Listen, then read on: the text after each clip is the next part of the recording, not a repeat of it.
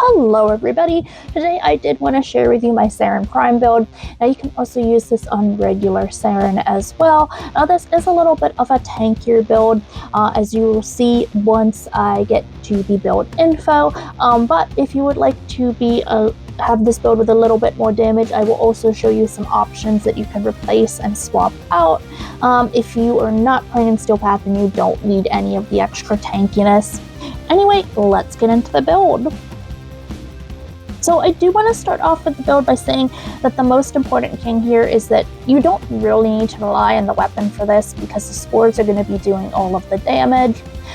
So the main thing here is your spores ability. These are corrosive spores, and corrosive is great because it strips armor off of enemies, and so we are doubling up with that because with the corrosive protection aura, they're already losing armor, and then we've got corrosive spores. Status effects inflicted upon enemies last 25% longer. We've got Molt, which is really important here. She leaves being a decoy, and then it regenerates. And then we do have Toxic Lash, makes your weapon and attacks like, well, it just says any attacks deal extra toxic damage. It's doubled for melee strikes, but this really works with any weapon. And then lastly, we've got Miasma. Release a poisonous miasma that deals viral damage to enemies in range. Foes afflicted by spores are more susceptible to the mist. So, besides the corrosive protection aura, I do have Cunning Drift on here for ability range. As you can see in my stats here, I have 105 duration, 90 efficiency, 205 range, and 206 strength. We could probably actually get more stats out of this if I had a few mods 100% upgraded, like this Blind Rage here. However, if I upgraded more mods, I'd have to reform a lot of frames at the moment, and to be honest, I'm just a little bit lazy. But I have Streamline here for efficiency. I've got Vigor for shield capacity and health. If you don't feel like you need the tankiness from this, you can feel free to swap this slot in for Overextended and then do something else over here. I have Continuity for ability duration. I should form on my Saryn again and fit Prime Continuity on, honestly. I've got Regenerative Molt.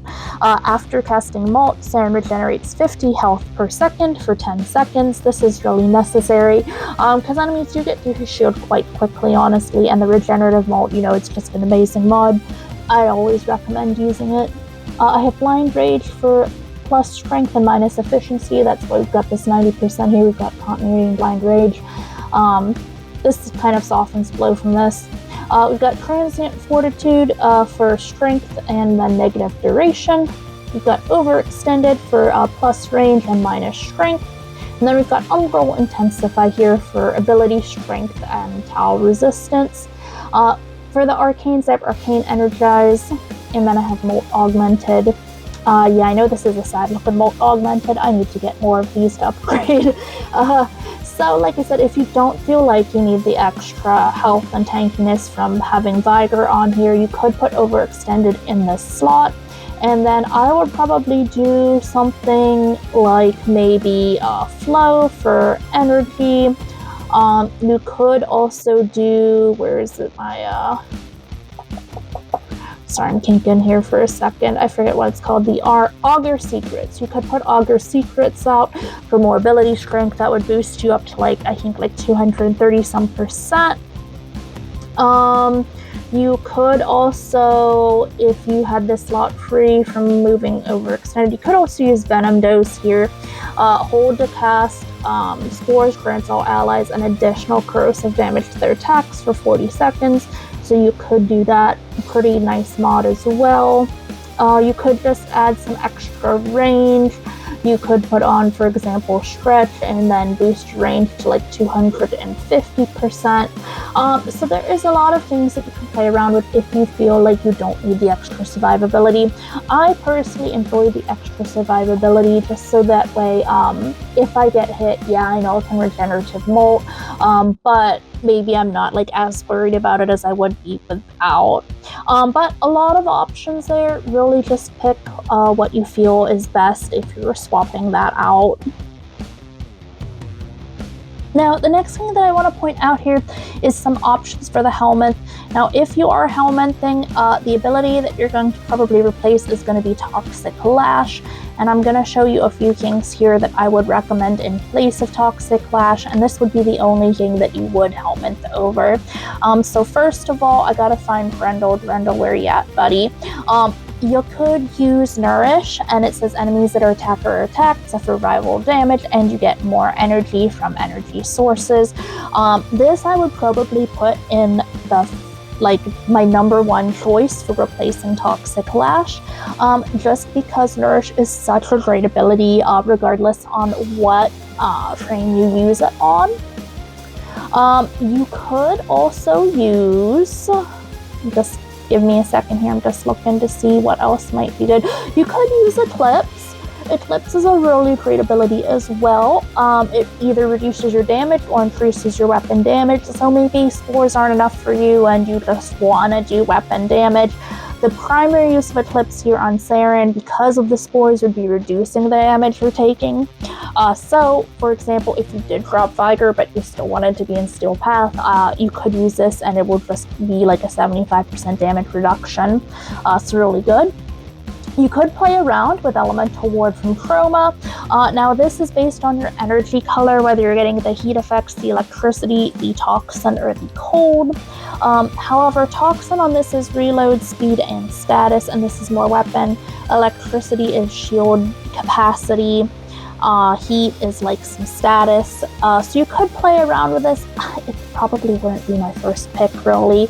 I would pick either Nourish or Eclipse.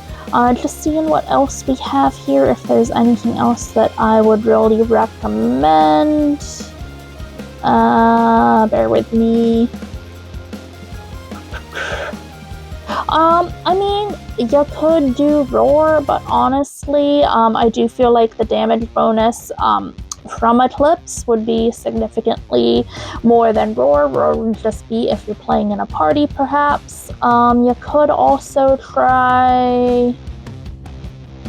You could do something fun with Tempest Barrage and using in the free slot Hydroid's Augment, because you can use other frames augments if you have that ability Hellminth. So you could do something fun with Spores and using Barrage. That could be something interesting. You could do Thermal Sunder. And then my personal favorite, when I don't know what else to Hellminth, is Void Damage from weapons. However, because this is a Spore Warframe and not a Weapon Warframe, I'm just going to recommend that your top two options is either Nourish or Eclipse, really.